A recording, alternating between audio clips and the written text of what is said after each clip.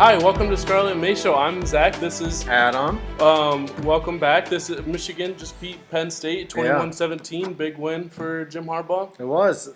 Michigan started slow, but the inevitable parasitic hope is rising, honestly. I haven't given an update on that in a while. Yeah. Not just because Michigan beat Penn State, not just because it was in Happy Valley, but because Michigan needed a late touchdown, and they got a late touchdown, got a stop, and then ran it through a good defense who knew the run was coming to salt the game away. Michigan could have scored at the end if they wanted to.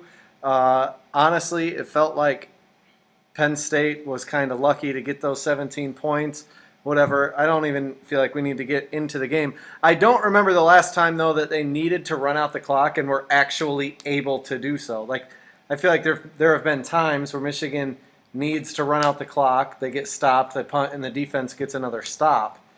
I don't remember the last time they need to salt the game away and then were successfully able to do so. Yeah. Maybe 2016, maybe the Northwestern game in 2018. I don't remember, but I'll talk more about it later. But no, the hope is as high as it's been in a while. There's still not hope for the Ohio State game, but this is, as a program overall, I feel as good about it as I have since, honestly, probably before the Ohio State game in 2018. Yeah, it's weird. I feel like I keep pushing back answering the question, is Michigan really a legit team yet? Just because they kind of got screwed in the Michigan State game. Kind of. You'd agree with me there. I don't know if I agree with myself, but how dare you?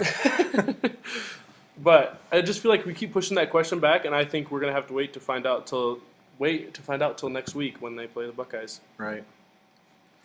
Ohio State 59, Purdue 31. Garrett Wilson, baller. 4 total touchdowns, a lot of yards, 10 catches, balling out. I can remember saying to my friend when he had committed to Ohio State that give it time, Garrett Wilson would be a household name. And I wish I had the show at the time because, I mean, so far, I think he's on that trajectory of being a household name. He's going to be a first-round draft pick. I think he's going to be a star wherever he gets drafted. And, yeah, I think he'll be a household name eventually. He's pretty good. Ohio State more than doubled the most amount of points Purdue has given up all year. They plain and simple embarrassed Purdue's better-than-average defense. And Purdue had the 25th ranked defense going into the game, now have the 49th ranked defense because Ohio State really could have put up 100 points if they wanted to. They had 42 points a quarter and a half into the game. Wilson, Olave, and Jackson Smith-Njigba might be the best wide receiver trio that college football has ever seen. I know that's a really hot take, but they're all three going to be having great careers ahead of them even now. Jackson Smith-Njigba still has another year at Ohio State. Wilson and Olave will both be first-round picks, and I think they'll be stars wherever they go. A lot of people are worried about Ohio State's defense after giving up 31, but like realistically looking ahead of their schedule, I don't think they play a better quarterback than O'Connell and a better offense in general, and that's including if they win out and make to the playoffs. I don't think Georgia's offense compares to Purdue at all. I don't think anyone in the top four's offense compares to Purdue, and none of those quarterbacks are as good as O'Connell. Even Bryce Young, I don't think is as good as O'Connell. Yeah, that's all I have on that game. Ohio State balled out. It was never really in doubt. I mean, the way that their offense has been moving since the Oregon game really has just been incredible. Yeah. I don't really want to think about it. Ohio State's really good. Mm-hmm. That's it. Big Ten Players of the Week. We got some co-offensive, but we both think it's garbage. Yeah. So Braylon Allen from Wisconsin, 25 carries, 173 yards, 3 touchdowns against Northwestern. Like, bottom 4 team in the conference. Who cares? Garrett Wilson, 10 receptions, 126 yards, 3 touchdowns, 51-yard rushing touchdown. It should just be him. See, I have an easy fix for them. Because C.J. Stroud won Freshman of the Week again. Mm-hmm. And the Wisconsin running back, Allen, is a freshman. I think they should have just swapped Stroud and Allen. Stroud should have been the co-offensive player of the week with Garrett Wilson. I mean, Braylon Allen, that's a good game. Also, no one cares. You beat Northwestern. You ran a lot on a bad defense. Okay, cool. That's about as many yards as Kenneth Walker had on his first carry against Northwestern. Yeah. Well. Yeah. Defensive Player of the Week, Aiden Hutchinson from Michigan. 7 tackles, 3.5 tackles for loss, 3 sacks, 1 forced fumble. Anyone that you think should have gotten it instead? Yeah, I don't have any beef with that one. You caught up real quick. I mean, we were close already, but I went 4-2, but you went 6-1 with the extra point for the game of the week. So I'm 74-21. You're 75-22. So you have one more win, also one more loss. So right now, I'm 0.5% better than you. Wow. So this is going to end up coming down to one game. It really might. And it's going to be some nonsense, I feel like. But Big Ten takeaways, do you have any? The only one I got is Wisconsin is rolling right now just to get their pants pulled down in Indy. Yeah. I mean, I agree. Piggybacking off of that, we've talked about it a lot already on this show, but holy crap, Wisconsin. Still a mediocre win for Michigan on the road, even though Wisconsin might be a top 15 now when the new rankings come out because of limited data on this year's team at the time of the game. Crazy that they're more than probably going to win the West, like you said. Was that their last loss?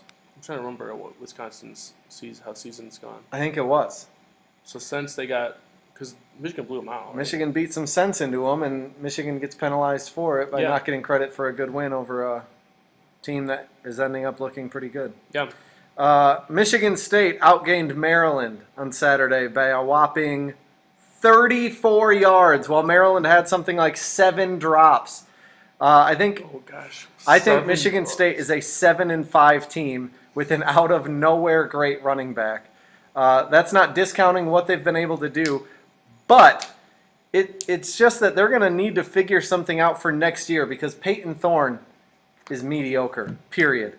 They hosted a Wisconsin running back transfer on Saturday, but unless he also goes from bad to great in one season, I don't think they'll have one loss going into their games next year against Ohio State and Penn State.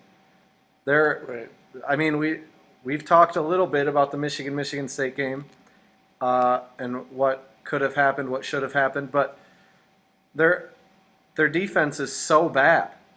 Yeah. Whatever. We'll see. Rapid fire turd pile picks. I got Purdue over Northwestern at Northwestern. Yeah, boil her up. They'll bounce back. I think they're gonna have an 8-win season, which is pretty crazy. Yeah, that is really crazy. Rutgers at Penn State. Rutgers smoked Indiana last week. I think we both picked Indiana, didn't we? And yeah, that was my one wrong pick, huh? I should have went with Schiano. I know. Love Schiano, but I have to pick against them this week. I got the Nittany Lions. Penn State, honestly, they could be collapsing so hard. How they respond now, they're clearly, there's nothing they can do. There's nothing they can hope for. Not even a good bowl game at this point. Rutgers is playing for bowl eligibility. Has Rutgers made a bowl game since they've been in the Big Ten? I should have checked that stuff. I think they have once, but they're 5-5. Yeah. Anyways, have they won more than 2 conference games in 1 year? I don't know. Because they'd have to have done that. I got Penn State. I don't know if James Franklin is there next year. I don't know if he should be there next year. He might leave for another job, or he might get fired. Yeah, which is amazing. What a turn of events! It still is hilarious to me that he's considered a tier above Jim Harbaugh by a lot of people. But whatever. Illinois, huh? I wouldn't consider him that. I would not. I appreciate it. I'd consider him 2 tiers above Harbaugh. Yeah. Kidding. Illinois at Iowa. If Illinois doesn't turn the ball over, if their defense can keep them in it, I still got Iowa. Yeah, you're saying if they don't turn the ball over, I don't trust Illinois in securing the ball. You don't trust Brandon Peters? Nope, I got Iowa. Yep. Minnesota at Indiana, I got Minnesota. Yeah, Indiana's bad. They were ranked preseason, top 15, I think, even, and they haven't won a conference game. Man. But, yeah, I got Minnesota. Okay. Nebraska at Wisconsin. I have Wisconsin, but by 1 score. Yeah, we put this in the varsity picks just because it'll be a close game. That's the one thing we know about this game. Yeah, I put Wisconsin, but by more than 1 score. Wow. Yeah. Maybe a late field goal to make it 9. Yeah. That's exactly how the one game that's been more than one score went. Yeah. Michigan at Maryland. If we're talking about this game next week, I'll refuse to do any more football episodes. Yeah. And I'll be calling my good friend Dave Aranda, trying to get him to murder Jim Harbaugh to take his job. This game shouldn't be very close. Michigan wins. Yeah. I don't know. I don't have much to say. Michigan gets it on the road because they won't be looking ahead to the Ohio State game because they never really are looking ahead. If I played for Michigan, I wouldn't want to think about the Ohio State game either, if we're being honest. Yeah. Michigan State at Ohio State, game of the week. You want to go first? No, it's Ohio State. I'll let you go first. Okay. So I love the vibes I've been getting from MSU Twitter the past few days. It's either they have no shot, all MSU fans think, well, Ohio State's going to run us over, or they're treating it like 98 when OSU was number 1 in the country and MSU was unranked, and they're like, we can get the huge upset and beat them, when I think they're forgetting that they're a top 10 team and Ohio State's not even number 1, and Michigan State was ranked higher like a week and a half ago. But MSU has the worst pass defense in the country. There's 130 teams. They're 130th, and they're allowing almost 25 more yards per game through the air than the second worst team in the country at passing. They're the worst team against the pass in the country, and it's not close. Ohio State has the 6th best passing offense in the country, ranking higher than Purdue, who just torched them a week and a half ago. Stroud, I'm sorry, MSU fans, is the Heisman frontrunner, and when he throws for 5 touchdowns and 400 yards, he will be eliminating your golden boy from contention. He might still get the invite to New York, but he will not be winning the trophy. MSU simply will not be able to stop OSU's defense. They didn't punt until the 3rd quarter against Purdue, simply a better defense than MSU's. And this is the last time Olave and Wilson will play in the shoe, and I expect both of them to go for over 100 yards. And with OSU's run defense being their strong suit on defense, I think MSU fans should just listen to the new Adele album come out this Friday and not watch the game. Ohio State by 21 because MSU scored late to make it closer than 21. Dang. Than more See, than 21. okay, I think Wilson and Olave probably each get 200 yards. I mean, would you be more surprised if they each got 200 or if they were under 100? If they were both under, if both of them were under 100. Ooh, that's a good question. I'd take them both over 200. I would too. I wish Ryan Day had a problem with Michigan State the same way he does with Michigan. Though as much as Michigan State really deep down in their soul, their little brother syndrome, as much as they want to be Michigan, they're not Michigan. But if Ryan Day cared at all about Michigan, then C.J. Stroud would throw for 800 yards and 9 touchdowns on Saturday. Ohio State's going to win by more than 21, but I'll say 24. Okay. So I think you're wrong. I don't know why you're so pessimistic. Ohio State by 24, probably a lot more than that. They could put up 100 if they wanted. Yeah. Honestly. But he said that about Michigan, not Michigan State, because no one cares about Michigan State outside of East Lansing. Things no one is talking about. Chris Olave was just announced a Biletnikoff finalist. That is the best wide receiver in the country, despite being 3rd on the team in catches and yards, which I think is crazy that he's the only finalist. I think Garrett Wilson was a shoo-in to be a finalist as well, but I think it's cool that Chris Olave is on there despite being 3rd on the team in catches and yards. Dang. Crazy.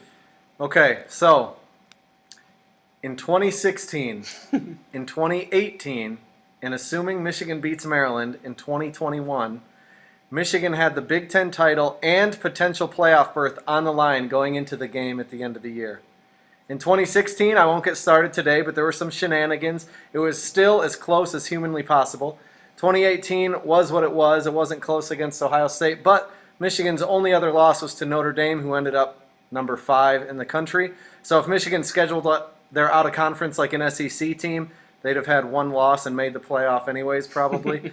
2021 we'll obviously see, but maybe we've buried Jim Harbaugh a little too quickly.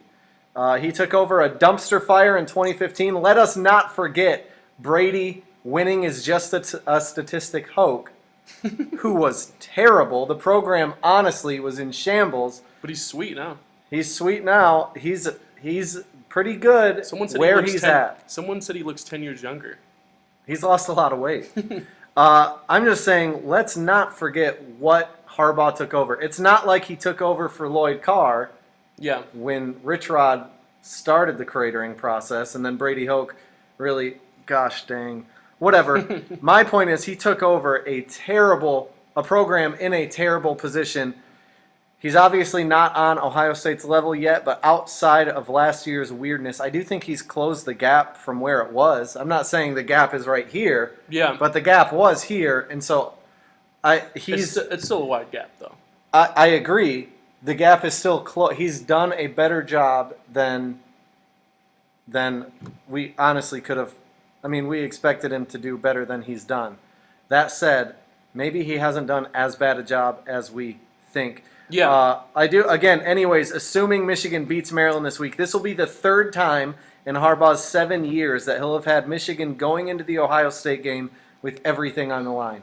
Yeah. Taking into account where Michigan was when they hired him. Like they said in 2015, to not, like they're like, he might not make a bowl.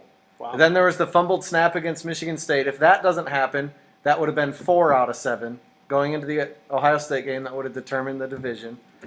Probably the conference. Like, this is 3 in 7 years that going into the last game, it means everything. Last week or the week before, I said that I didn't think Harbaugh's the guy. I said maybe he's John Cooper, and maybe he still is, but maybe he's brought the team closer to Ohio State than what he's currently getting credit for. Yeah. Just something to think about. Tweet of the week. What do you got, Zach? I've got covered Ohio State wide receivers a lot on the show in general and today. Yep. If Garrett Wilson gets 187 more yards this season and Olave gets 292, Ohio State will have 3 1,000-yard receivers in 2021.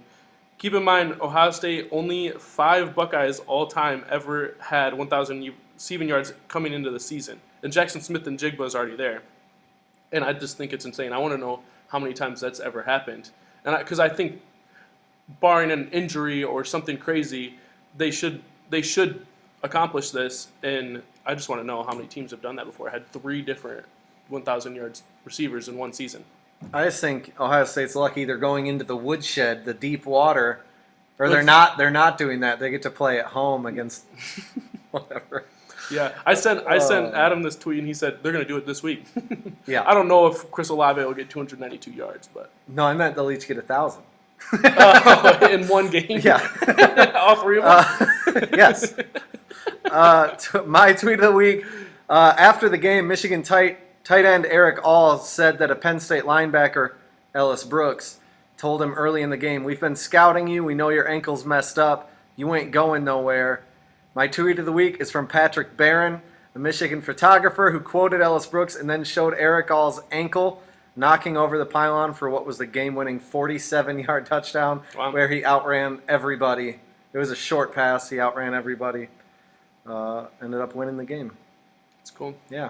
That's it for now. I'm going to the Michigan Seton Hall game on Tuesday, and then we're going to record a basketball episode late night right after that when I get home. Super late. The game is at 9 p.m. for some reason. 2 Eastern time zone teams, but whatever. Makes sense. Yeah.